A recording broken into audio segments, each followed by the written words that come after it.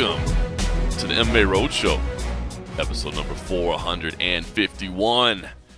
My name is John Morgan, and cold coffee is with me, more or less. I mean, not with me. We're only inches apart. What are you talking about? You're like literally right there. I could boop your nose. Right there on the screen. No, but I am in Denver, Colorado, getting ready for CFFC Match Day. We'll talk a little bit about that later. Meanwhile, you are at home in Las Vegas at the gorgeous Casa de Cold Coffee, getting ready to continue the coverage of UFC Fight Night 232. But we came together virtually to have a conversation like we have every week for the past 451 consecutive weeks. How you doing, my man? Look at that. Good. I'm doing great. I love hearing that number. It gets bigger and bigger. It's funny. We did 450, and I think both of us both recognized it was like, okay, it was a big, huge number. And it was awesome. Mark Fellows kind of gave us a little shout out, and it's like, you know, that number is big. That number is big, and here it is. Just keeps going through thick and thin. But no, it's great. I'm feeling good. The weather's beautiful here right now.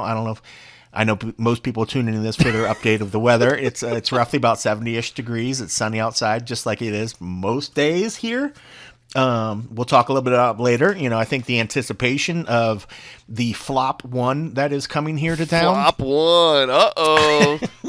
Shots fired. Shots fired. Right. No, the F1 is coming up this week. So I swear there's this little random like extra piece of road behind over by where my house is. I think some of the drivers must come here late night because there was somebody peeling out there in that property last night. I'm wondering if it was an F1 guy. I don't think so. Testing his tires. I definitely do not think so. Yeah, probably not. Probably not. Oh, coffee about pulled out the old 45 last night. I was having none of it last night. And I was like, calm down, son. Calm down. They're just having their fun. They're just having fun. Oh, my goodness. That's why you don't Get off the lawn. That is why you do not need to be having loaded weapons around your house, because you're a little hot-tempered sometimes, What would Sean Strickland do? That would be a terrible gauge. If that was your barometer of your decision making, if you're like, what would Sean Strickland do in this? This situation? I mean, pretty much nothing's off limits at that point, right? Nothing is off limits at that point. Nothing's off limits. First, he would go, if he saw any women in the car, he'd tell them, "Why aren't you in the kitchen? Stop it. Take your shoes off." Take your shoes off? Oh, my God. Are you pregnant? We should work on that. No, I haven't heard him say that one. I'm kind of elaborating a little bit, but whatever. Good times. All right. Good times. Since you brought it up, let's bring it up. I did want to ask about the old flop one?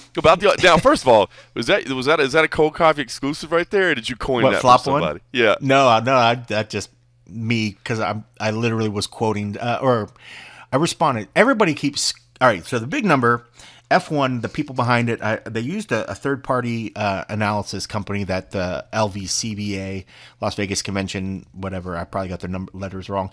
They use this analysis, applied analysis, whatever, this third-party company, even though they have a long-standing partnership, so I'm sure their numbers are never skewed to the convention authorities' way. Never. The number that these Liberty Media, the people behind F1, are saying is that the economic impact is going to be $1.3 billion. A lot of that's for the salaries and the money that are going to be paid during that the few day run of the event, the week of whatever. That's supposed to be like $360 million. I'm like, whoa, those are some really well paid jobs that are going to be coming in right there. And then there's supposed to be this extra billion of economic impact. But what we're starting to see is that there's still thousands and thousands of tickets unsold. Yep. There's thousands of already sold tickets that are back on the resale market and constantly pulling back. They're pulling back the tickets that are they're dropping the cost of the tickets right now that are still out openly available because people aren't buying them. The room rates have gone down quite a bit. I do hear some people have complained that they're having a hard time finding a place to park their private jet. Those are the people that didn't have a problem with the tickets to begin with. Yeah, but that's always tough. Always a challenge. Those random people are not going to be bringing $1 billion of economic impact coming here. So my hope, and a lot of what they've been touting, everybody's throwing these numbers around that are given by the F1 people. They're saying, oh, it's going to be twice the economic impact of the Super Bowl. The same particular third-party company I think they're estimating that the Super Bowl coming would be 600 million or roughly around that. So their whole F1 thing and a lot of all these people proponents of it are saying like this is going to be twice the economic impact of the Super Bowl, and it's not a one-time deal. We have these long-standing, 10-year 10-year arrangement. I think that they committed to the possibility. It's not like they're locked in for 10 years, but they're on the books to say yes, we have a commitment that we can do up to 10 years. They're hoping that they can get this money. So they're saying, oh, hey, yes, the Super Bowl. We know what the Super Bowl is going to bring. We know people are going to come for the Super Bowl. The Right. F1 was always needing this international market of people coming to this town. And then you have all these people that are saying like, oh, this tourist town, they're pissed. You're a tourist town, and then they're bringing an event that's going to bring tourists, and now you guys are mad. It's not that. It's all the trickle down things. Like you're hearing a lot of complaints of people on the restaurants that work in those areas that aren't able to get to work, that aren't able to work. And then what did somebody comment the other day? They're like, well, if you work one of the F1 restaurants, they're paying like $45 an hour or whatever. So they're saying quit your job, hopefully get one of these other jobs, and then you'll have part of the money or whatever. It's affecting so many other people that I haven't found an actual physical bodied Las Vegas person that's saying that they're stoked about it. It's only these cyber people that are sort of like, I live here too and I'm loving it. I'm like, bro, I can't tell if he's a bot or not. Like, I'll take you on your face value, but I know physically any humans that I've actually interacted face to face and real people that I know are real people, nobody's happy about this thing. Nobody's happy with the disruptance that's going on. It's going to be at 10 o'clock at night. Yeah. It's going to be hard to try to find it. I don't know if it's even on the regular broadcast channel or you have to, find some feed for it or whatever, unless you want to shell out the money that they're asking for. So I'm over it. I am so over it. As much as we've been dealing with like the Super Bowl stuff, the Super Bowl doesn't even feel like a blip on the radar. Like, right. That stuff's happening here, but it didn't cause such a huge disruptance. Yep. It didn't reshape our streets. And people, even with this economic impact that they're saying it's going to bring money in, the county has already paid out money, tax money towards these things. And I'm sure when you drive to your house, there's roads that you travel over that are absolutely garbage. You go over by the UFC headquarters on Jones in between the 215 and up to like Russell to Tropicana, Flamingo, any of those other streets, those roads are so bad and they've been bad for years. And I'm always like, why can't we fix those roads? But all of a sudden you want to bring this thing in here and then you're going to throw, I forget what the amount that they were saying that the cost to fix some of the roads were like 40 million, 20 million or something. That's crazy. Something ridiculous to do the repaving. And that's not a one-time deal. No, and it's not just the F1. Everybody's like, well, F1's paying for it. It's not just F1 money paying for it. They actually have the county on the books to help chip in as well. So that little sort of stuff, definitely gets me irked. So do I want it to do well if it is going to bring an economic impact? Sure.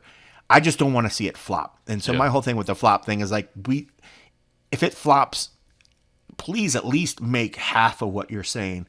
That'd be a huge impact. And if we could get that year after year after year, I think people will get over it quickly if they start seeing it. But right now, there's so much trickle down stuff being affected where people their jobs and their lives are being disrupted. The hotel staffs and other stuff are being disrupted that I just hope it's worth it at the very end, because one, I'm not an F1 fan.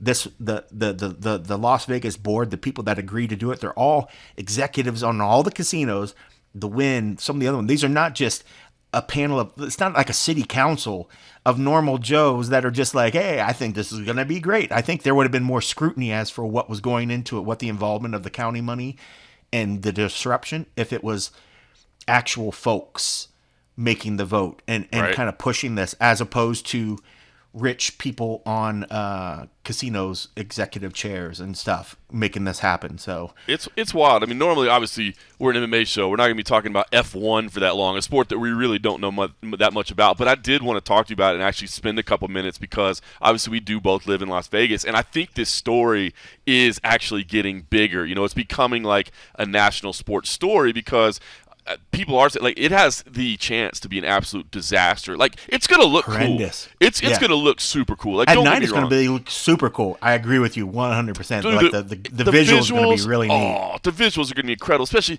they got part of the track that goes around the sphere. You know what I mean? So like that's going to be amazing. It goes right down the strip. It's going to be all lit up, and all the lights of the Las Vegas Strip are going. I mean, it's going to look cool as hell. You won't see the fountains though. You won't see the fountains. You won't see the Bellagio fountains because they are blocked. You need by a drone. The You need a stands. drone to see that footage. Yeah, you can see them if you go behind the stands. But yeah, that's just it. It's just, and I echo everything you said. I'm really interested because if it was crazy because when it first got announced, all of us, like even me and my wife, and we were like, man, maybe we should go check it out or whatever. Then you start to look at the tickets, and you're like, what? Like a normal hotel room will be $1,000. Like what? Like a ticket for the race will be like $800. What? Like, oh, never mind. I guess we won't be checking it out. And then you're like, well, but if it's for the good of everybody and it's for the good of the city and all that, awesome.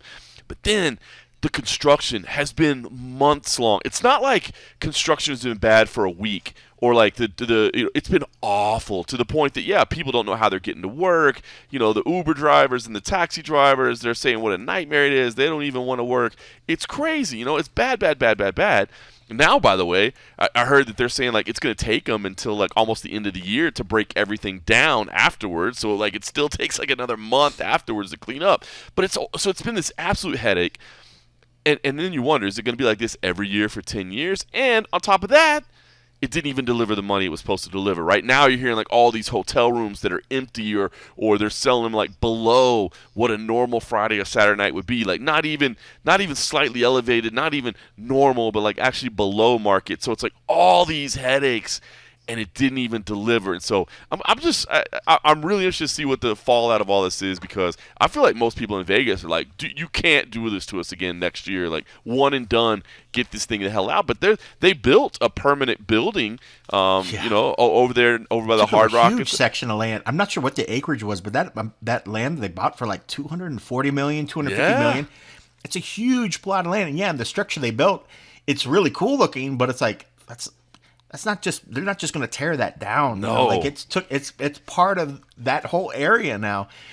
I mean, it's just crazy. You want it to do well in the sense of, if it's a win, it'd be great. I just think that, they oversold what maybe the anticipation would it be. Yes. I saw some of the prices of like when they did the F1 in like Monaco and all these cool, wonderfully sounding exotic areas. And from what I gathered, granted, I'm not an expert in it, I'm not going to throw out numbers, but for the gist of what I saw, this is so much more overpriced compared to those locations. They almost set themselves up to fail. Maybe that part of that was because the cost that they had to put into to buy this land, to make to grease the wheels, right. To pad the pockets. Who knows? To make this thing happen, that they overcharged for a lot of these tickets and a lot of the overall estimation that, we've said this before about the UFC event. I mean, you could price yourself out of a market.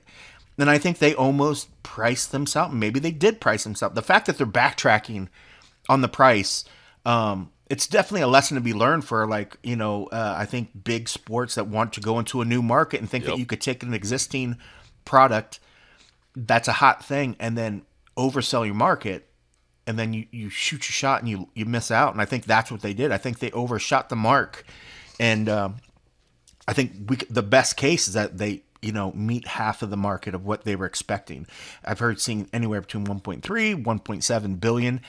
I'd like to see them get half that amount. It'd be great if they can get to $1 billion. I mean, the economic impact, it can help, and we can use that money, but it's hard to say that there's not already an economic impact taking place because of the disruption as well. And I think you got to take that into account, but we'll never see those numbers. Nobody's doing a analysis on lost wages, lost shifts, hours spent in traffic, even more so.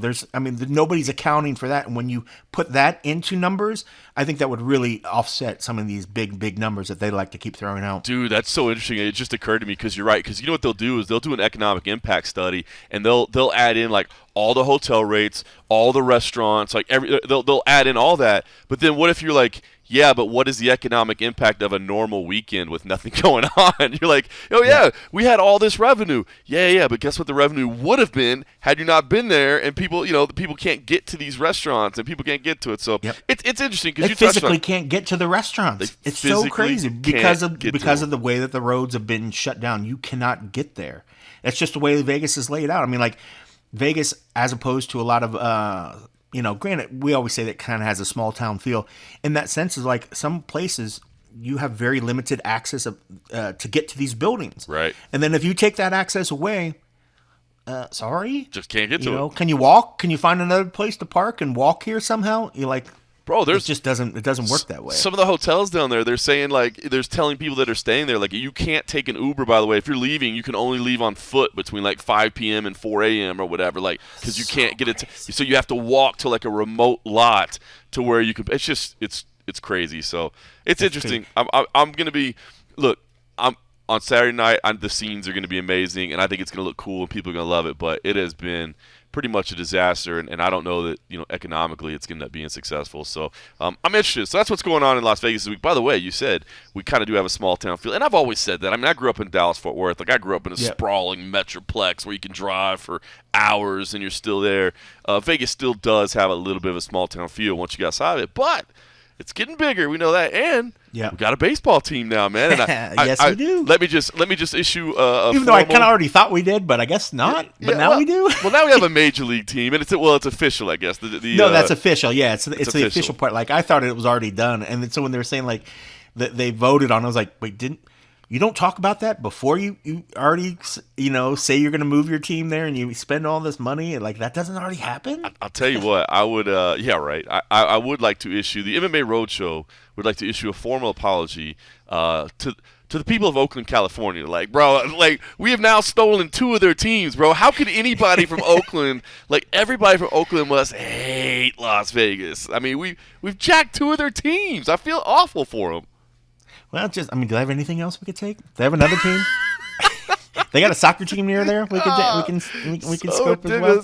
What else you got? It happens. Else you got, Oakland? Yeah, what else you got? What you guys got? I mean, it happens. It's certainly not it's not something that's uncommon I mean, we've seen it sort of happening more and more these days. I think back in the day it was harder for teams to move. Now it seems like, hey, if there's money to be made, the overall leagues want to get in on it. I mean, it's a smart move. I mean, I feel bad for Oakland, but I hope your team's not garbage. I hope we're not. Oh no, I think they're terrible. I think they're like a 100-loss team. Like, they're awful. Is it really? Oh yeah, they're awful. But I mean, there is something cool. I mean, we went and saw. Who did we just see recently? Was it the Marlins? The Marlins. Yeah, we saw the Marlins when we were down in Florida. And it was like one of the least attended games. Or I guess their market, they're not really great, but how much fun was that? Even though the team, I don't even know if the team was really that great, but dude, it was so much fun just being downtown watching a ball game. Our AAA team here is fun to go over there and watch those guys. But man, to be able to see a game down there, I think it's going to be fantastic. I mean, I'll go see it. I said that about the Raiders, but the Raiders are a little too expensive for me. Pricey. I'm like, maybe the baseball game, since there's more of them, they'll be cheaper to attend some of these games. If you remember, so it was Jose Youngs. I don't know if you guys know that guy. He's an up-and-coming mixed martial arts journalist. He's at that other small little outlet. He signed on somewhere. I forget the name of it. Jose Youngs actually he bought the tickets for everybody in security. They were $5 a piece. We paid $5 a piece to get into the game. Major League Baseball. I would, in a heartbeat, go watch the A's for $5. For $5? Like, yeah. I mean, why not? I mean, there's something about a hot dog and a beer, sitting in a ball stadium, eating some peanuts, making a mess, just getting rowdy, cheering, doing whatever. That takes me back to like when I was a kid. That was, I played baseball as a kid, but also we used to go watch the Clippers play. It was a AAA team in Columbus, back when they were initially, when I was young, when they were still tied with like the Yankees. So I remember seeing a bunch of the Yankees as they were working through the farm team. It's fantastic. There's just something, about that sport that just, I think if you grew up in America, in any sort of a bigger city that had a ball field, it just takes me back to being like a kid again. I mean, as old as I get, you walk into a ball field and you sit in a stand, and there's something that you're literally, at least for me, I'm teleported back to, being an 8-year-old kid sitting in a ball diamond watching like stars play, and it's amazing. It's going to be fantastic to see. I mean, regardless if they're good or not, I hope they get it together. I think the hope would. Yeah, I think the hope would be that they get better. Stadium's going to be. Yeah, the diagram of like the at least some of the mock layouts of what this building's going to look like looks pretty darn cool. Yeah, to have an open back, like I guess the outfield, the open back will sort of face into the strip, so you'll see the MGM in the background, and then I guess will be New York, depending on the angle of whatever. It should be pretty spectacular. So I'm looking forward to it. Maybe not that I'm saying more so than the Raiders.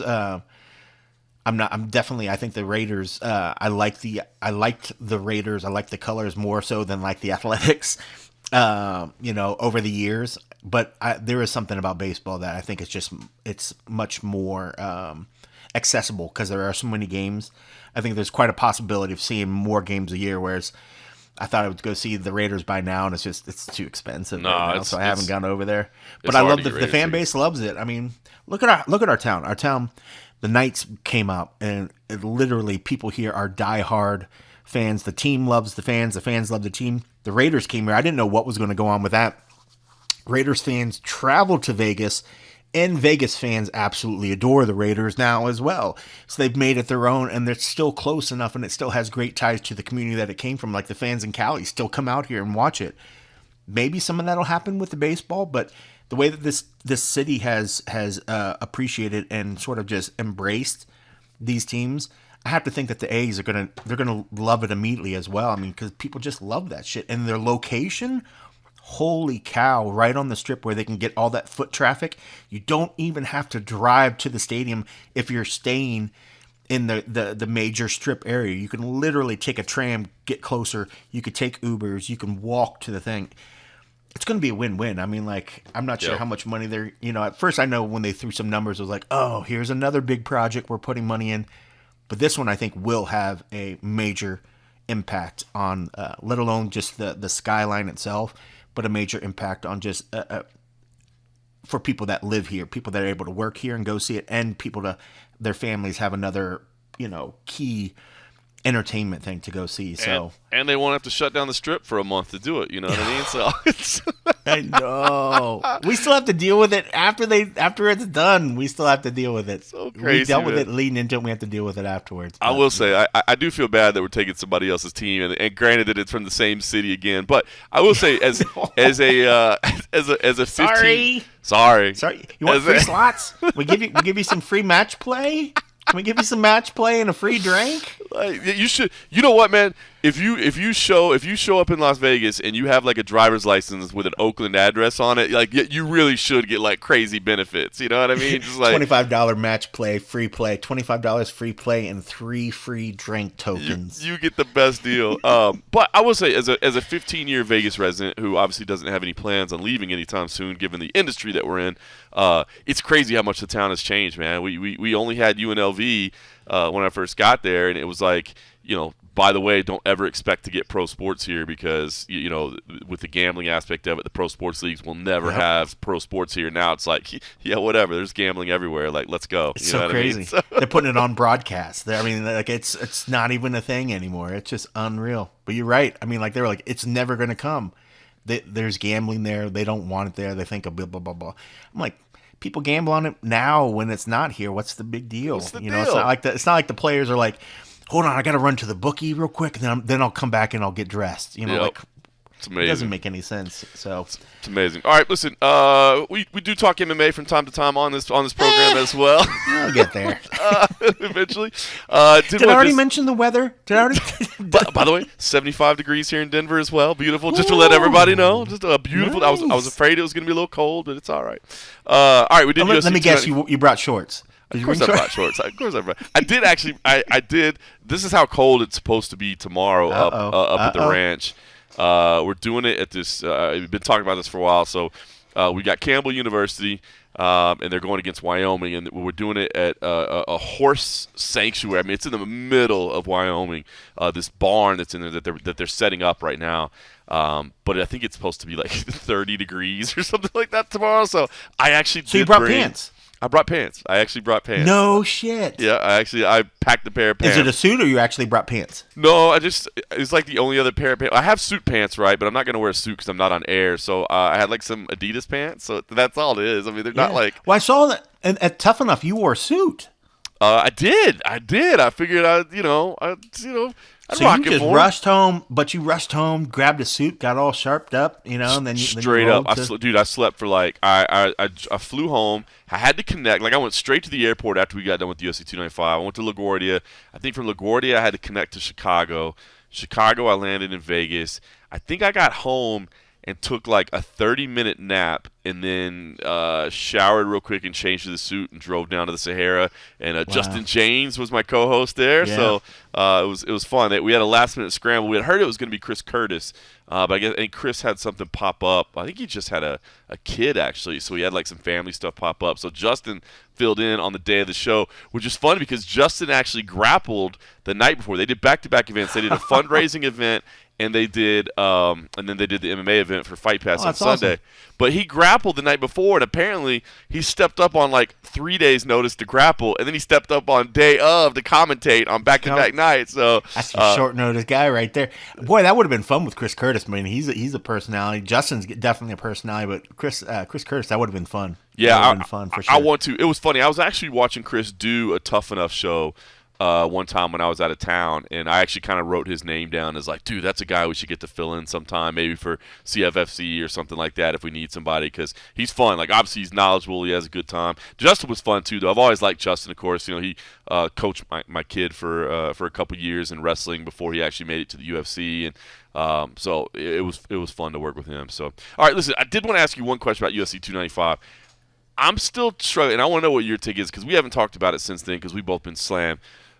Alex Pereira, obviously, amazing win for him. He's got the title now. Funnily enough, I love the fact that he called out Adesanya, even though I asked him about Adesanya earlier in the week, and he was like, "No, I'm not even thinking about that guy. He wants off." He's just trying to help him out, man. He's just trying to help him out, man. Just trying to motivate him. Just trying to keep him out. You helped me. He's trying. Yes. I'm gonna help you. That was so funny. I love that. Was like the most respectful call out ever. I swear, if we could speak his language, I hear he is absolutely hilarious in his own way, but we don't speak Portuguese. I know. I hear some of the because we just had, who was it? Luana Pinheiro, even though I butchered her name. She was remarking about how he is so funny, and I was like, dude, I bet he is. We just don't get it. It's like when you translate the joke, it doesn't make sense, right? Like, it doesn't make sense. Even if you can understand it in his delivery. I mean, yep. Did you see the video that he did with what's her name, Nina Marie something, the little cute chick that does all the shit with Strickland lately? Mm-hmm. Sexy little thing, whatever. But she did a video with him like, do you have more than two emotions, like angry or like whatever? She's like, do you have any other emotions besides that? And she asked him a bunch of questions, and it's always he just stayed in the same frame, the same face. But at one point he smiled, and she's like, oh, there is a second one. So he has two emotions or whatever. But it was actually pretty funny. But I was just thinking, I was like, dude, I hear through the lines that he's like a really funny guy, but we just don't get it. We just see the crazy, terrifying guy like that we see that came out that night. So we see, I mean, you get to see a little bit in social media, but you're 100% right. Like, you see a little bit in social media, like the fact that he like embraces like the Easter Island face, things, and like drives around like, oh, my son is with me or whatever, and just, I mean, funny stuff. So but here's what I want to. The Pikachu jacket that he had that one event. Yeah, I forgot about that one. Such good trolling. And I forgot about the Pikachu jacket. Like, no, a fan gave me this. Totally forgot about that one. That's good. All right, so how do you look at his career right now? Because the reason I'm asking is really because it was like the pound for pound rankings that I was working on. I think he ended up coming out at number 5 in the pound for pound rankings, which I get it, man. Second weight class. But I saw a lot of people saying like, man, guaranteed UFC Hall of Famer right now, like with what he's accomplished. And it's weird, right? Because like it kind of feels dumb to say that he isn't. I mean, he's a 2-division champion, and there's only been a handful of them. But at the same time, he's 6-1. In the UFC, he's had 7 fights. He's 6-1 in the UFC. I mean, if he's certainly been fast tracked a good bit. I mean, I think the 2 belts is amazing. The 2 divisions. I think we just need you got to have some. You got to have a big run of, not a big run, but you got to have some defenses. You got to have some serious defenses in there before you start talking about Hall of Fame. And I think, and this came up today on Junkie. We did a special spinning back click where we went over sort of our 30th greatest fighters as we picked them. And the phrase that always comes up is recency bias. Right. Have we, is this the new hot thing so big that we tend to get so enamored with it? It's hard to not get enamored with what he's able to bring and just these shocking performances. At the one fight looks like he's losing the whole time, and then he's able to take it away from defeat and have a thrilling win. But then we also see him get knocked out clean, and then we see him go into this one. I thought the stoppage was a little bit early. I think Yuri didn't really contest it, so I get it. To me personally, I thought it was a little bit of a stoppage, but Yuri said he went out. He certainly didn't seem like he looked like to me. I thought he was pulling him in like he was going to try to pull guard or try to do something, but could have went it a little bit more. But then you see a performance like that, and it's hard to not think like, wow, this guy has all the potential to go on this crazy run and these crazy amount of defenses. I guess that's the only thing is I want to see some of that. Do I think he has the potential of being a Hall of Famer? 100%. I just think we need to see if I need to see defenses, and I want to make sure that he holds up. What if he gets plagued by injuries right after this? It's just hard to I still want the Hall of Fame to be this threshold that's almost unreachable. And while two champions and two divisions is something that not everybody's done. I want there still to be more and I think give him a couple defenses in both divisions or whatever, then I'm like, okay, maybe let's see. But 7 fights, he's done a massive, amazing things, but the guy's been fast tracked. He's been fast tracked and he's done amazing things when he's in there. So I can't take that away. But if he didn't have the Izzy story that led him up to the first thing to kind of push him through some stuff, would we even seen him in these possibilities to pull out these crazy moments? If he didn't have that heat already, he would have been doing like what everybody else was and just toiling through a division. Most guys will have 6 fights in the UFC before they ever even start sniffing a belt opportunity. And this guy's got 7 fights and he's got 2. He had 3 title fights out of it or whatever. Fought for it and got it. Lost it, fought it, lost it in the next one, and then got another one, It's fun. I'm glad you said that because I started to feel like, because I love the guy. I love his fighting style. I love the personality we're starting to see. Yeah. His star power is crazy. Like you saw it in New York, man. He was getting the biggest reaction out of everything. It was so cool to see. Yep.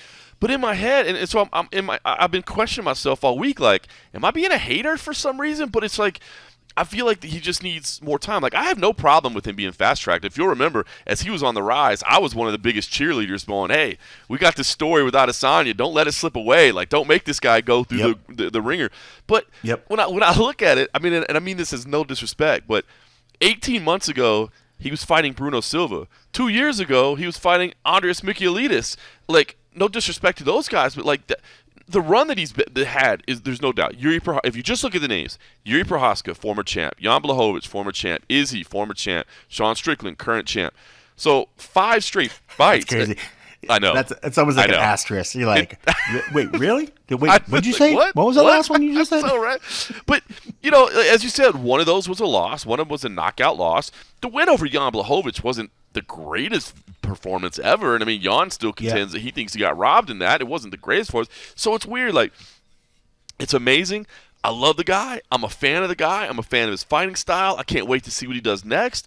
But I saw a lot of reaction that was like, surefire Hall of Famer, like he's done. And I'm just like, I just don't know that you can be a Hall of Famer at 6-1 in the UFC. I mean, look, it's a slippery slope, right? Conor McGregor's only 10-4 in the UFC. You know what I mean? It's not like he didn't defend anything. He never defended anything. It's not like he's got these 30-fight veterans or whatever. And look, I'm a proponent. And look at your favorite guy in the absolute world. I mean, not Andre. Your other favorite guy, Cowboy Cerrone. Yep. And it's like nobody has any issues with that. But it's like part of it is because it's that tenure. Yep. But Cowboy never reached anywhere of the heights of what Alex has been able to do in a short fashion. So in that sense, it's almost like, okay, you want to make this guy jump through more hoops, but like your boy over here never even got to you never did. It's so tough. So it's almost like you almost got to be like, okay, well, you can't be that hypocritical and say, well, I want Cowboy to be in there, but Cowboy he didn't get this. It He is didn't weird. get 2 division champs. He didn't get a belt. It's like It is weird. You're right, because I feel like there's two ways in. I do feel like there's something to be said for longevity, right? Like, okay, we're talking about baseball, 100%. right? Like baseball, like 3,000 hits was always that. That's a massive platform. Now you may be a 270 hitter or whatever, but you stick around long enough that you get enough at bats that you get those 3,000 hits. That's like a shoe in to the Hall of Fame because you stuck around for so long. Like, I mean, is Jim Miller a Hall of Famer? I wouldn't say no. I mean, nobody's stuck I certainly around. want him to get there eventually. Yeah, you're right. Yeah. I mean, I guess that's the thing. You fight enough, you're gonna pull enough heartstrings on people, and people just want that for you. And I think maybe that's it with Alex, is that he's had such a quick shock and awe where you're just like, oh my god, like this guy is an absolute stud. But it's like, has he resonated so long that you're just like, this guy has to be there for me. And maybe that's part on us, is just not having that connection yet because we haven't seen him enough. We haven't seen him around enough. 2 years. 2 years. It's 2 just years. crazy. It's hard to not think that if he stays on the current trajectory, 100%. Yeah. Oh yeah. The guy is going to be in the Hall of Fame, because what's stopping him? At this point, that's why I was saying, like, and maybe it's with the longevity. A fighter can be absolutely have the run. But we see this in other sports too. Guys are destined to be just absolutely incredible in football, all those other things, and then become injury prone, and then all of a sudden their career falls off. Not that you wish this on this, but if you're talking about a sport where there's the possibility of career ending injuries every time you go in there, that's MMA. That being said, say he goes out there and has a career ending fight in his next fight, would we say, okay, well, he did get the 2 divisions, I think that's enough? Is it? I don't know. That's what I'm saying. It's I don't tough. know, and I'm torn on know? it, man. I don't want to be a hater, but I feel like you need some more longevity, a little bit more accomplishment. I mean, I don't know. Like, Maybe and then if I we started didn't see thinking, these two division belts, now I feel like we're seeing it more and more. Maybe Yes. that wow factor is not there anymore. Whereas if we didn't see it and we saw it right now, we'd be like, well, the guy did the amazing thing. Like, he took it in 2 different divisions. How can we ever stop him? Are we starting to see it so much now that it's not as shiny? It's not as this unattainable thing, because now I feel like we see it, twice a year. I think that might be it. I think the specialness of it has kind of worked. Because I did think about this. All right, so we just said it. All right, let's say, I'm knocking on wood right now. Don't want anything bad to happen, but nobody wants it. Yeah. Let's say for some reason he decides to retire. Let's put it that way. Yeah, Let's that's say better. he That's decides better. He's to like, retire. fuck it, I'm gonna be a comedian. He's like, in Brazil, I'm really funny. He's great. He's like, my Portuguese is on point. So let's say he decides to retire. Is he a surefire Hall of Famer? I don't know. Maybe somewhere down the line. I'm not convinced. But then I started to think about this, right? What if in his next fight he said, y'all aren't going to believe what I got for my next act. He's like, I went up to 205. That was easy. You know what I'm doing next? I'm going to heavyweight. John Jones, it's me and you. I've been waiting for you. We got Dusty. And let's say he goes up to heavyweight and beats John Jones and then retires. Is he a Hall of Famer at that point? Yes. Exactly. And I have no problem saying hell yeah. And that's only 100%. Like, bro, you are the scariest man. Where's Francis? Because then at that point we're like, oh, he took out Jones. I mean, what can he do? That's only adding one more fight to his resume. But if he went to a third division and it was Bones, like, and the way that they sort of give these champions that opportunity. Just imagine that. They're like, we gotta, take this massive pay-per-view. We have to take a massive pay-per-view to Brazil. How about we take, John Jones, and we're gonna put him down in Brazil against Alex, where Jones could be a 2-division champion and Alex could be a 2-division, Alex could be a 2-division champ. That'd be crazy. It'd be huge. But yeah, you win that fight, then, bro, what can't you do? At that point, I'm thinking like, dude, he's invincible. He's faster than the speeding bullet. He's faster than trains. Like, the guy's Superman at that point. It's been pretty amazing. His story's fantastic.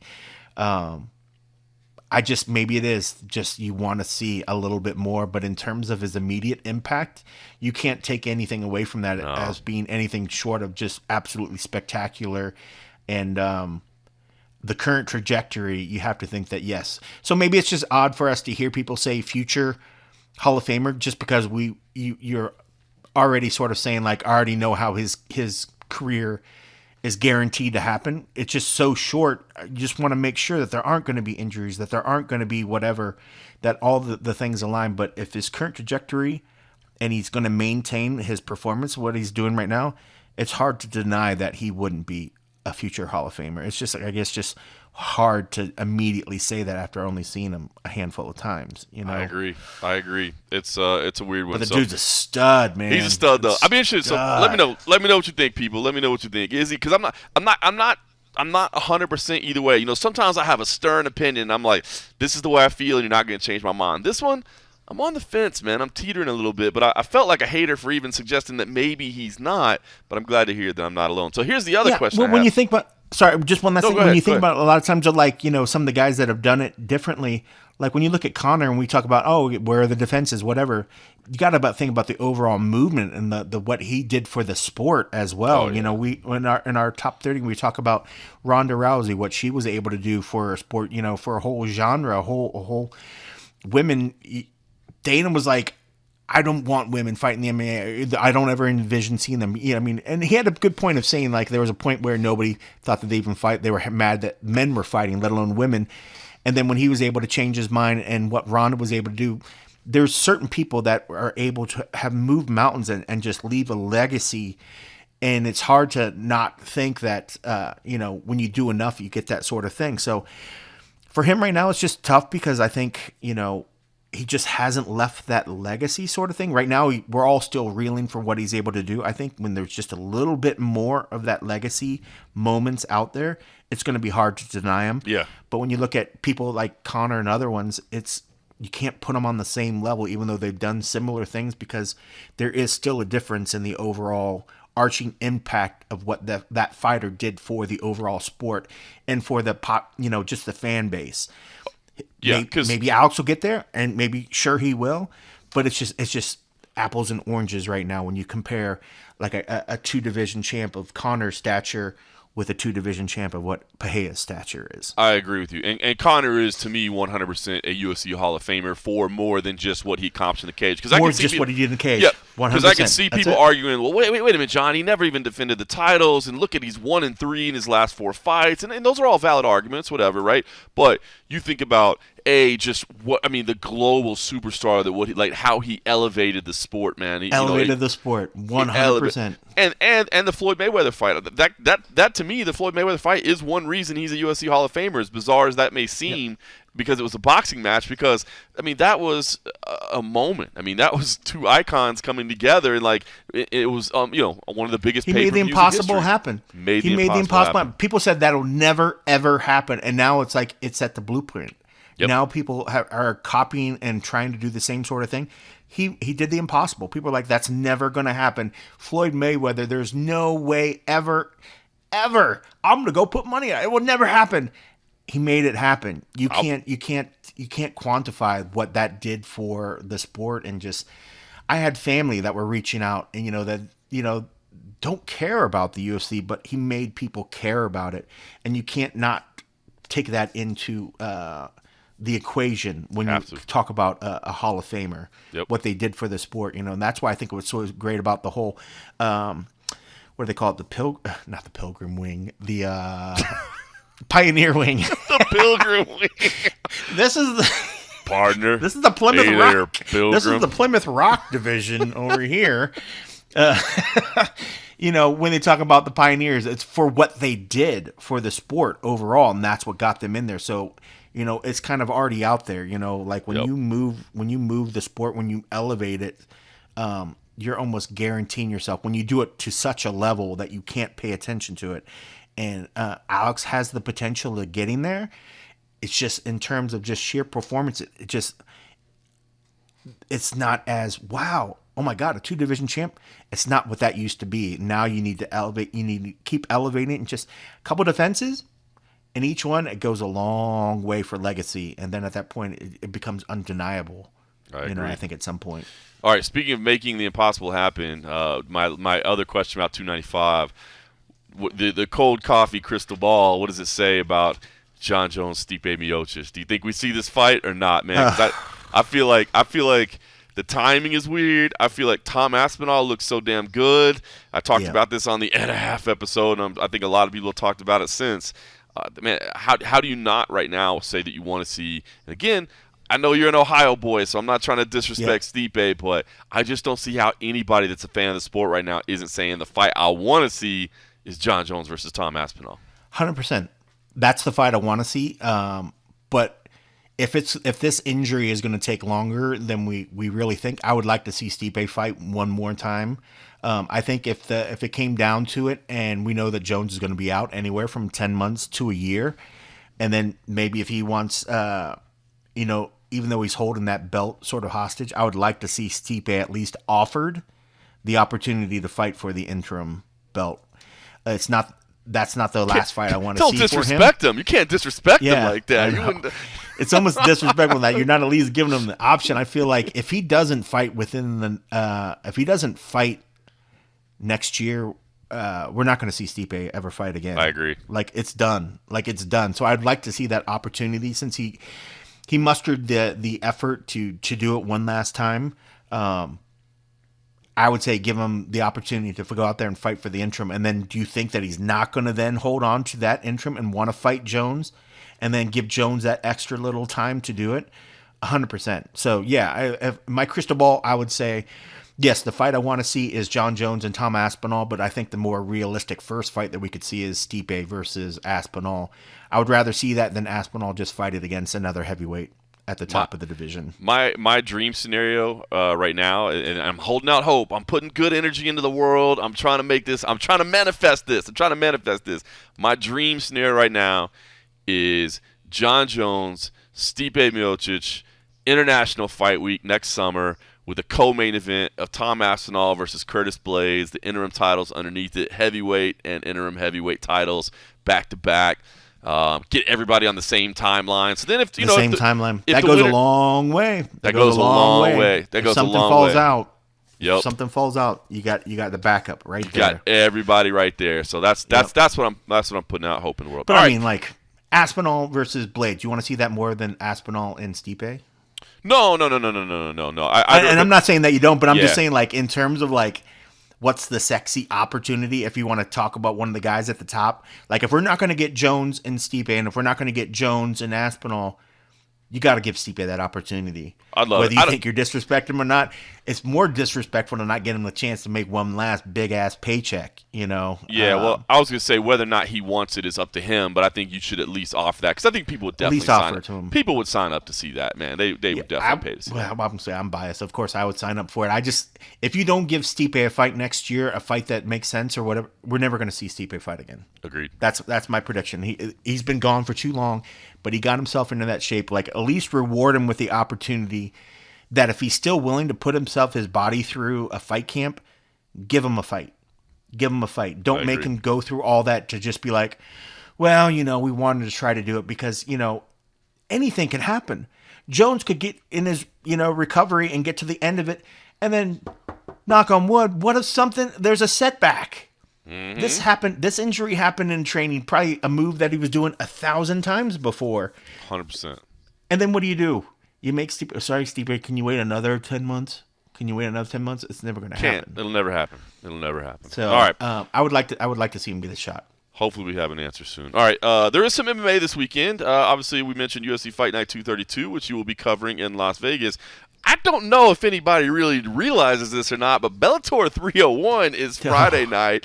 And I mean that as no disrespect, but let's be honest. Yeah. I mean, Bellator was criticized for not marketing their events enough in their heyday, and right now it's kind of, I mean, look, we all know what's going on. Now, I will say, by the way, and I'll just throw this out before we talk about Bellator 301, I continue to hear that, we know what all the talk is about. The PFL is going to acquire Bellator through some means, whether it be a purchase, an acquisition, a stock swap, whatever the case may be, that they're going to, they're going to take the company. I continue to hear from people that I know in both places that the deal isn't done yet, that everybody's still assuming it's going to happen, everybody's still assuming that that's the way things are going to work out, but that it's not done yet, and it's not simply a matter of nobody wants to announce anything yet. It's the fact that the details aren't completely done yet. I'll be honest with you, I'm starting to worry or wonder if it even gets. I guess worry is not the right word because Showtime already announced like they're done with MMA. So it's like Bellator is going away one way or another. So I guess there's nothing to really worry about. But I'm starting to think maybe there's a possibility this thing doesn't get done because if they've already admitted we're done, we're out, we're not doing this anymore, and you're a company that was interested in acquiring them, hasn't the price just significantly dropped? Like whatever you were talking about, like I was looking to purchase you because I assumed you were going to stay in business. So whoa! You're already telling me you already turned in the 30-day notice to your landlord and you dropped off the keys and like. Why the hell am I giving you money then? If you're about to go away anyway, and all of your fighters are now going to be free agents, and I can go get them anyway without giving you any money or giving you any stock, why would I pay it? So I'm kind of wondering now if PFL is like, well, look, if you're shuttering, if you're shutting the doors, the hell am I even worried about paying you? I'll just go pick up the guys I want to pick up because we already know PFL doesn't want the whole roster. They don't want the whole Bellator roster. They want to pick the key figures that they want. And so if those people are all going to be on the open market anyway, why would you even buy it? Yeah, and I mean, and I don't know, maybe this is a side point. I mean, like even though when they were bought and when they were the other stuff, I'm sure there's an injection of money where it gave them the freedom to kind of keep operating and do things on their own. Is it out of the realm of possibility that Coker just doesn't shoulder this and they just say, okay, well. They want to sell us and they're going to get rid of us. We're back on our own and just doing our thing. We have a guy on site, Erickson's on site, and it's like business as usual. Like nobody's really sort of saying like anything's going another way, doing whatever. It's almost like they're just like, well, they're like there's no real sort of like we thought there'd be more of this like finality feel there in the event, like something would happen. But he says it kind of felt like it's just status quo. Let's just keep on going. So maybe they haven't announced anything else like in terms of like 302 because they don't know. They don't have 302 announced, but nobody in the company has been told anything. So like they're literally just like. But can you imagine that feeling of like how they must be feeling of I mean, how difficult? Well, I will tell you one thing that was I guess it was sort of told off record or whatever. But like there was a point where somebody may or may not have said that they hadn't seen their boss in like weeks. I don't surprise, dude. How do you go to work knowing that your company may be shutting down at any moment? You know what I mean? Like, and then you don't see your like your dude to like say like things are good. Like, hey, I still go to work. I still do what I need to do, but I'm not hearing anything. So do I just play dumb? By the way, this card is good. Yaroslav Amislov, Jason Jackson. This card is pretty darn good. Sergio Pettis, Patchy Mix. That's the fight right there, man. No disrespect to Amislov and Jackson, but Pettis and Mix is fire. Rafion Stotts and Danny Sabatello, of course, they're going to go crazy. AJ McKee and Sidney Outlaw. Patricky Pitbull versus Alexander Chablis. Oh, no, isn't that Cheeto Vera? Oh, my. What the hell was that? What was that about? I had to bring that up. I was like, dude, I saw that and I was like, holy hell. Bro, I could not watch. I'm sure everybody that's listening to this knows what we're talking. If you don't, there's a social media clip where Cheeto Vera was on a show. I don't even know what the show was. And something with Danny or something, and the host is thinking he's Pitbull and walking through his Bellator. Bro, I had to turn it off. It made me so uncomfortable. The clip was I covered my eyes. I stopped it and I covered my eyes like when I get really uncomfortable watching something. I couldn't watch it. It's only like 90 seconds. It made me so uncomfortable for everybody involved. I was like, I can't do this. I can't watch this. This is insane. So bad. So yeah, they literally thought Cheeto Vera was Pitbull. And he was asking him about his Bellator career and about fighting these guys. And he's like, bro, I never fought for Bellator. And you hear like Brittany chime in. I was like, what is Brittany doing on here anyways? And she's like, yeah, no, he never fought on Bellator. I was like, I want to be like, okay, well, what did he fight? Tell me more about his record, Brittany. Tell me what you, but I was like, whatever. I love Brittany. But yeah, I was just like, holy hell. And Cheeto's like, dude, just ask me a question. I'll answer whatever. And it's like, the guy wasn't prepared for it. He thought you were somebody else. Like, so crazy. What the F, dude? So yeah, so that's the joke when I say, isn't that Cheeto Vera? Like literally, I wish I could think of the name of the show or whatever, but that was remember was it I'm sorry, his name escaped me. Chase Kiefer. Case Kiefer, when was it Robbie Lawler and somebody else? He thought the guy was Robbie Lawler, and then it wasn't Robbie Lawler, he thought it was Albert Tumanov. And I feel so on the one hand, but he thought he was like Lawler though, right? He thought he was Robbie Lawler. So here's what I would say. So Case is one of the nicest dudes you'll ever meet, and so on the one hand, I'm happy to say his name and to know that, hey, we got respect for you, Case. Like, was on the grind for a long time. He's super, super nice guy. Such a nice guy. On the other hand, I feel kind of bad bringing up his name because it's in a way. But it's the only other time we've ever seen anything like it, at least to this big a point. It's an all-time gaffe, and if you're new to the game and haven't seen it, search that. Just like reporter thinks it's Robbie Lawler, you'll get it. It's hilarious because he realizes his mistake like halfway through his question and just like starts stopping and like he's like I'm sorry, and Dana makes it even worse because Dana's like, what just happened? Like, what just happened? And like the translator's like, I think he thought, which the translator was Murat Keshtov, I believe, who's a coach in the Northeast, but he's like, he thought that was Lawler, and Dana just blasts him. He's like, you thought that was Robbie Lawler? That was Robbie Lawler? Do you cover the sport for a living? I was like, oh my god, it's so bad. It was bad, but this one felt worse. That one I felt bad because we were there in the room, and I remember we just kind of chuckled a little bit. But this one watching was harder because that was the fighter traveled to your show, and then you still didn't recognize that that's not the guy that you're supposed to be interviewing. Bad. They don't even look that similar. No, at all. People trying to justify and look at him like, oh well, I can see where the facial hair. I was like, no, their facial hair is not even close either. Like, not even close. So night and day different that I'm just like, bro.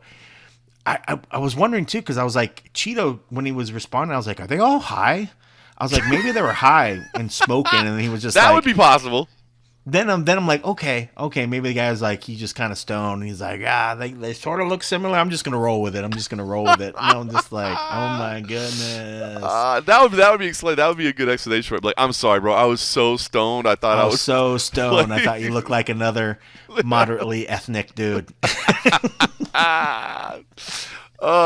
by the way, dude, it's funny you mentioned Matt Erickson being out there. Has he mentioned this at all? I'm sure he has. Like, have you guys had any discussion this week? I was thinking about him being out there because we don't know that this is going to be the last Bellator event. By the way, I've heard if things happen the way they're supposed to, that they will have to operate Bellator for a little while to finish out some contractual commitments they have and that sort of thing. Till the end of the year. Right. So it may not be the last Bellator, but if it is the last Bellator, has he mentioned this? Because I'm pretty sure Matt Erickson and I were both at the final Elite XC event. I know he was at the last Strikeforce event. I was at the last WEC event, and I think me and him both might have been at the last WEC event. So if I'm right, if for some reason this does end up being the final Bellator event, that means he was at the final Elite XC, the final Strikeforce, the final WEC, and the final Bellator. And so I don't know like if that's like a cool stat or like he's some kind of curse that like shuts down promotions. But he's the poison pill for all these things. I remember he mentioned something, but I don't think he went as far to do that. You might have to reach out and connect to him and remind him of that.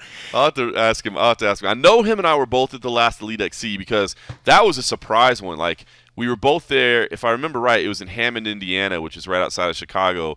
And that one nobody knew was going to be the last Elite XC event because they had another one announced. And they ended up canceling that card and shutting down the organization. Strikeforce, obviously, we knew. He went and covered it because I think that one was in Oklahoma City, and I think I was covering a UFC somewhere else. That was back when they were doing like the 2 cards on the same day or whatever. And he went and covered that one. WC was in Arizona. I remember that, and I think we both covered that one. So I think he was there for that one too because I remember we both bought like the.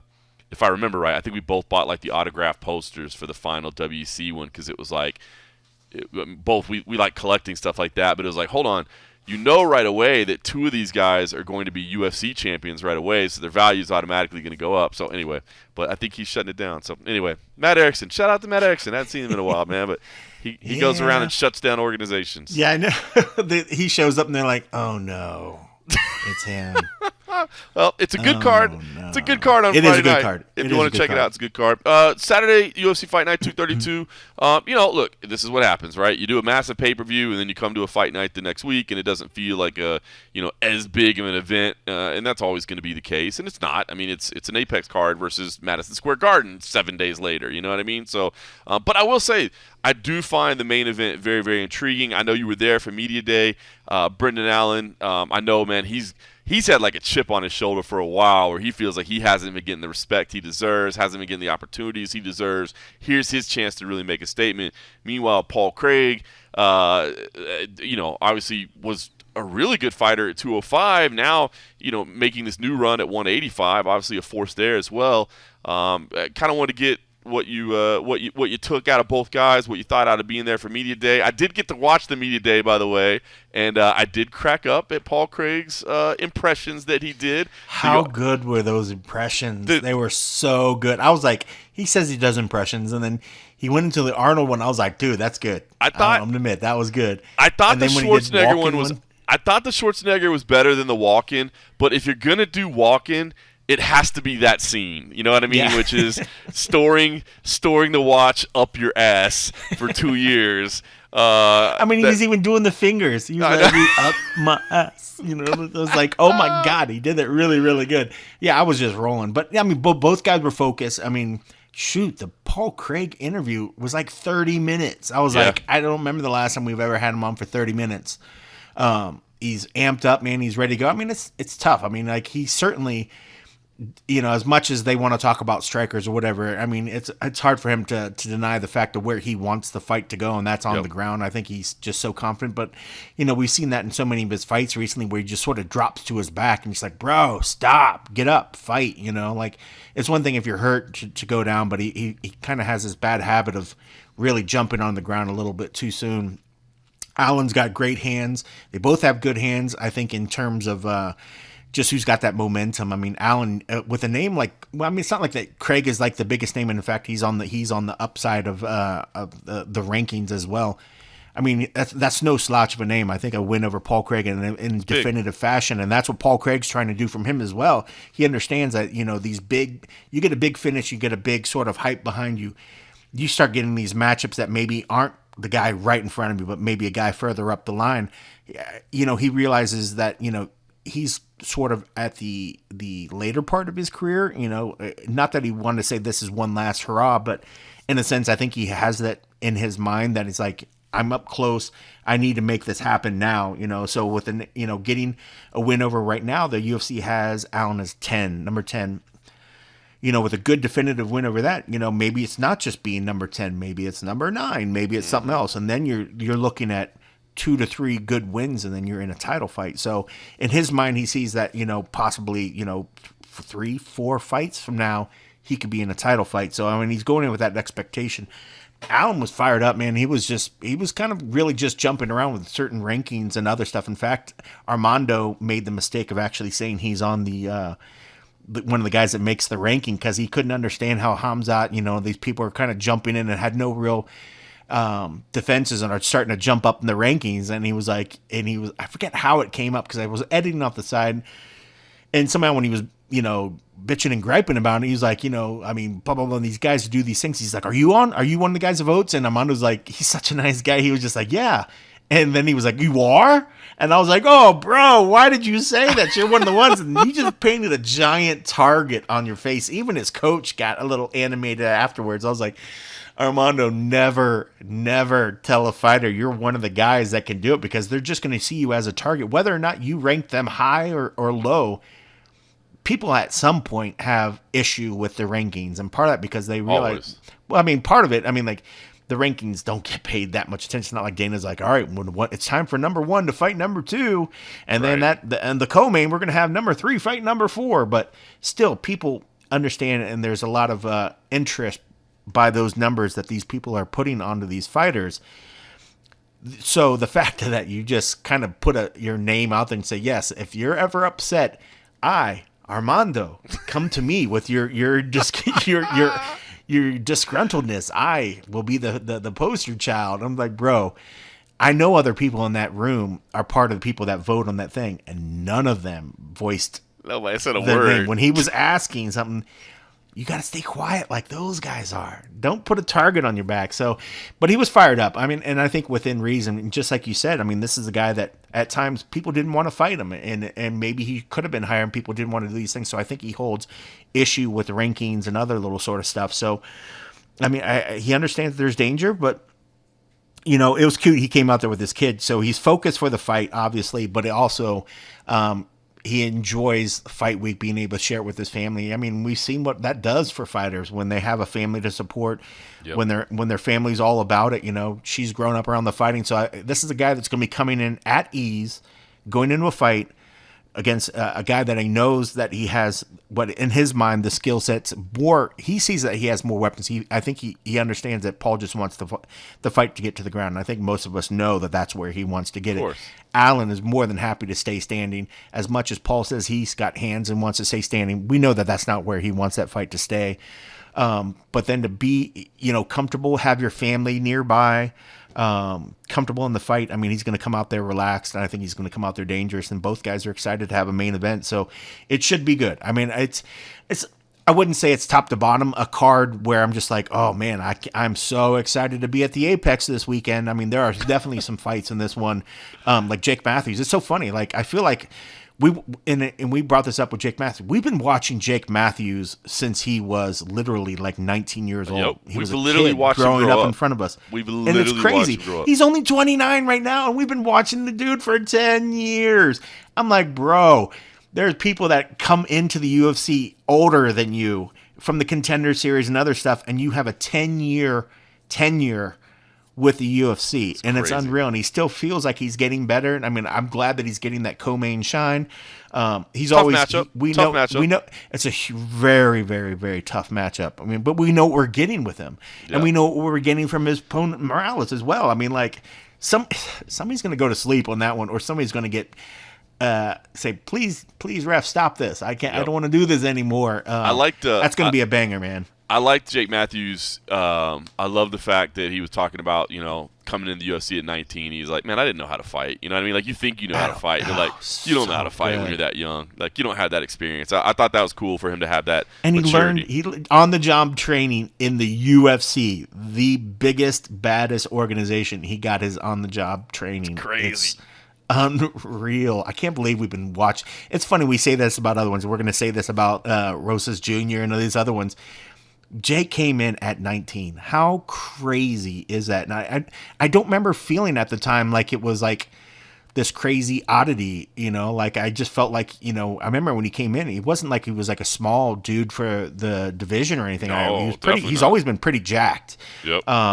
But man, unreal to think that he was 19 doing it, and he still has the potential of being in there for another 5-6 years. That's not even if he's just like one of these freaks that makes it past 40 or whatever. If he was in the States, I mean, I think he had the potential of being like what when we're talking about like Miller or Cerrone. Miller, thank you. I was having a brain fart. If the guy wasn't international, the amount of fights that he can have on his name right now would be absolutely astronomical. I mean, it's just if it wasn't the fact that he was international, I think his number would be even bigger. So, yeah, it's crazy, man. But, yeah, I'm so happy that he's still fighting at a super high level. He's still getting the co-main shine and doing it for 10 years, man. But he's got a tough opponent. I mean, this is more in the sense of for Morales, I think they realize that they have a potential star in him and a potential he's already shown that he's a stud. But they're like, okay, if you're at the level now, if you could take a guy, Jake Matthews down, they're pushing him. They're pushing him to have like some bigger names. And this is a good test for him. But I think I leaned Morales on this one. Yeah, I think, and that's no slight to Matthews, but Morales, man, he's scary, dude. He's a scary dude. No, he looks like he's kind of the next wave. Deal. Yeah, he's the real. Did you see the odds on the main event? No, huh? Brendan Allen's a -425. Wow, that's crazy.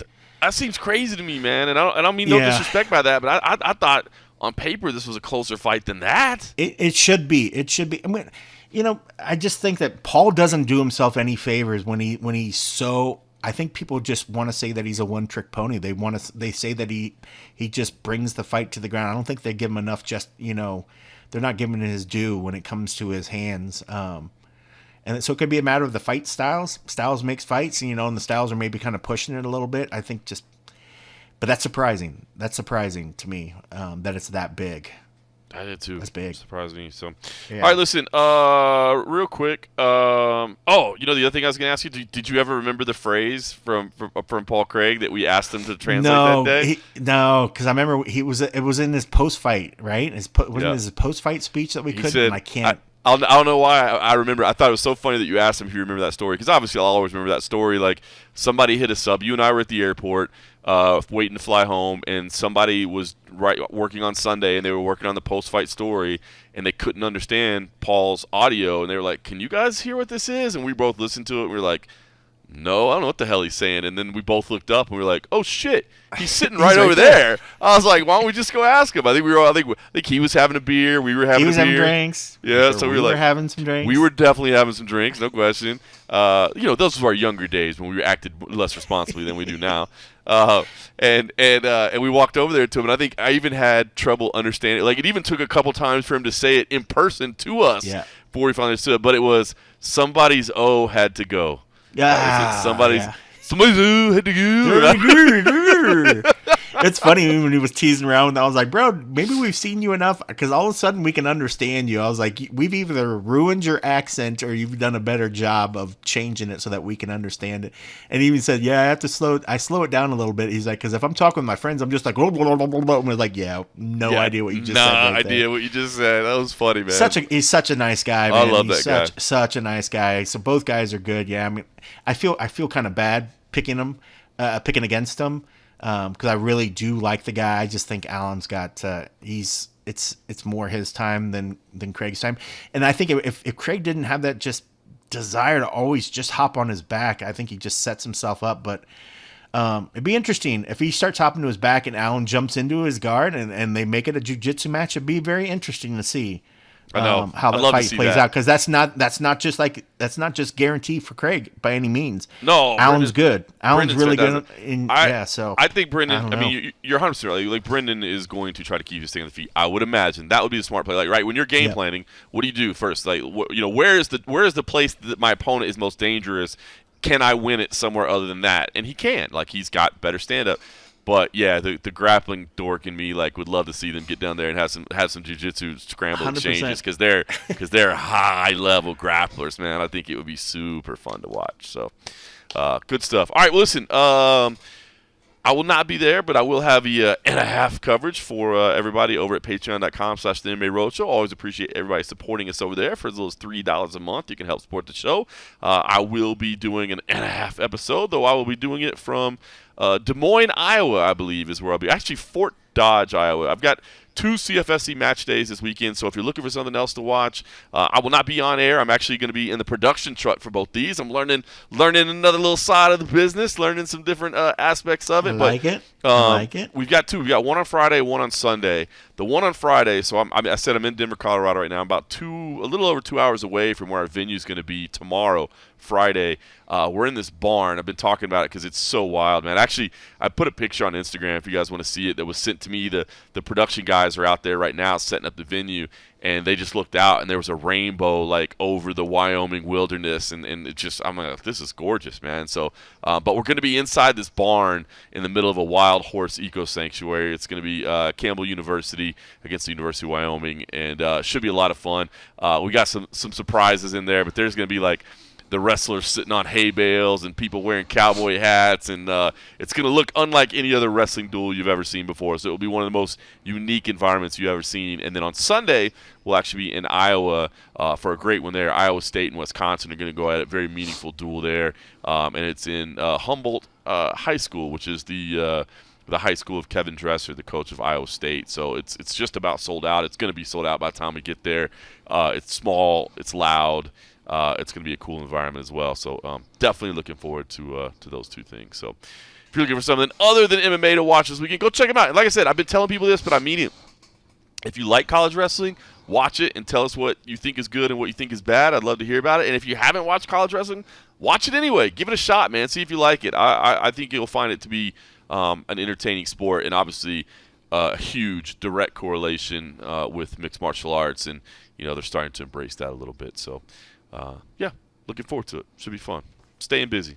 You yourself, Yeah. You gonna slide down to F1 for a little bit? And yeah. In fact, I was just talking to my broker. I'm like, can we somehow get the those really discounted, super high priced tickets? No, I might try to catch it on the TV or something if I can catch it, or if I can find a stream or whatever, or I might just ignore it and see what happens after the fact. But who knows? You've ruined our city. Go away. Yeah, get out of here already. Get out of here. Get off my lawn. Yeah. I hear you guys practicing out in front of my house. Stop it. I mean, as much as I'll bitch about it, if they do well, good for them. If they don't, get the F out. Get the F1 out. Oh, look at you, flop one. Get the F1 out. He's got them all, baby. He's got them all. All right, listen. Hopefully, have a good time. Next week, I'll actually be in Washington D.C. So maybe we'll do a remote from there. I'll be out there for the 2023 PFL Championship. So maybe we can do a remote the day before Thanksgiving and kind of break things down and get your thoughts on that. So we'll figure all that out. 451 consecutive weeks. We're not about to stop now. Appreciate all your patience with us. I know we've had a little bit of wild, crazy schedule. I was supposed to be at the media day yesterday. I couldn't have, just had some late things pop up. But thanks for your patience. And more than anything, of course, thanks for listening.